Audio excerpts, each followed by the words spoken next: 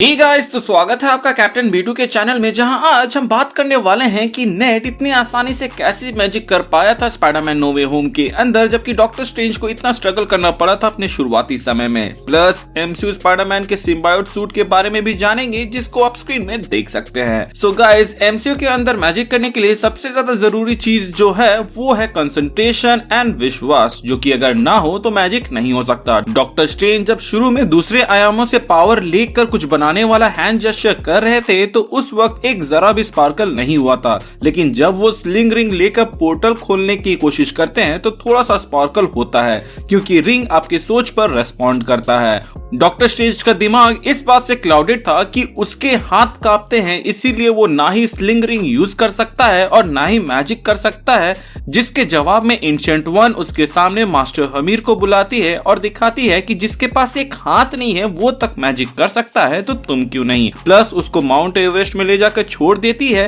Plus एक warning दे देती है कि तुम यहाँ पे सिर्फ 2 मिनट ही जिंदा रह पाओगे, जिसके बाद से वो पूरा फोकस वहां से निकलने में लगा देता है और फिर एंशिएंट वन जहां पर है वहां पे पोर्टल खोलने की कोशिश करता है, जिसमें वो थोड़ी देर बाद सक्सेसफुल हो जाता है। इवन वोंग ने भी बताया था कि स्लिंग रिंग यूज करने के लिए आपको बस उस जगह के बारे में विजुअलाइज करने की जरूरत है जहां आपको जाना है मल्टीवर्स के अंदर। अब आप पूछोगे कि इन सब का नेड के मैजिक से क्या लेना देना, तो बॉस याद कीजिए कि जब नेड पहली बार सैंक्टम सैंटोरम जाता है तो वो कहता है कि मेरी दादी मुझे कहती थी कि हमारे खून में ही जादू है, जिससे उसके मन में ये बैठ जाता है कि मैजिक नाम की चीज एग्जिस्ट करती है। प्लस एंड गेम में जब सारे सॉर्सरर दुनिया को बचाने के लिए सामने आते हैं तो उन्हें ये पता चलता है कि मैजिक यूज करने वाले लोग भी एग्जिस्ट करते हैं। इसीलिए जब नेड डॉक्टर स्ट्रेंज से मिलता है तो सबसे पहला सवाल जो वो पूछता है वो ये रहता है कि आपको कैसे पता चला था कि आप जादू के लिए बने हैं, क्योंकि मेरे हाथ में भी टिंगलिंग होती है, जिससे मुझे ऐसा लगता है कि जादू का लेना देना हो सकता है।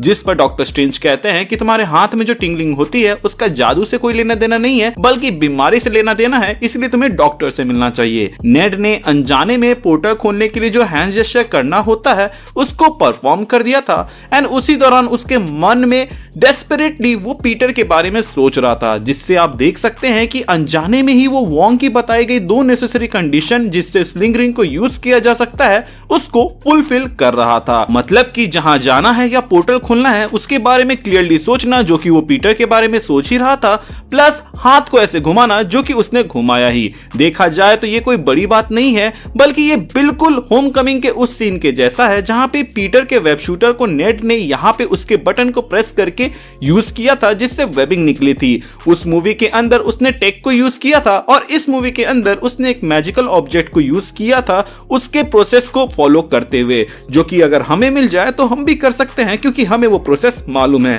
खैर, अब बात करें स्पाइडरमैन नो वे होम के अनयूज्ड या फिर क्या अनऑफिशियल कॉन्सेप्ट आर्ट के बारे में, जिसमें वो वेनम के सूट में दिख रहा है, जिससे हमें थोड़ा तो आइडिया हो जाता है कि अगर एमसीयू के अंदर पीटर पार्कर को सिम्बायोट मिल जाता तो वो कैसा दिखता। थॉमस डुक्रेस्ट ने इसको बनाया है एंड मार्वल वालों से परमिशन मिलते ही उसने आज इसे पब्लिक कर दिया है। इससे पहले उन्होंने Avengers end game and far from home के कॉन्सेप्ट आर्ट पे भी काम किया हुआ है, एंड फिलहाल वो मार्वल के एंटमैन एंड वास्प क्वांटमेनिया के कॉन्सेप्ट आर्टिस्ट की टीम के हिस्सा हैं। हालांकि उन्होंने ये कहीं पर भी मेंशन नहीं किया था कि स्पाइडरमैन नो वे होम के कॉन्सेप्ट आर्टिस्ट की टीम के वो भी हिस्सा थे, तो इससे हम ऐसा मान सकते हैं कि ये उन्होंने ऐसे ही बनाया था, जिसको पब्लिक करने के लिए उन्होंने मार्वल से परमिशन लिया। जो भी हो, ये कॉन्सेप्ट आर्ट तो बवाल था। इस पर आपका क्या कहना है आप हमें कमेंट सेक्शन के जरिए बता सकते हैं। इसके अलावा अगर आप हमारे चैनल पे नए हैं तो चैनल को सब्सक्राइब कर दे, और पुराने हैं तो प्लीज चेक कि आपने बेल आइकन दबाया है या नहीं। अगर आपने दबा दिया है तो वेल एंड गुड, और अगर आपने नहीं दबाया है तो उसे दबा दे, ताकि जब भी मैं कोई वीडियो डालूं उसका नोटिफिकेशन आपको जाए।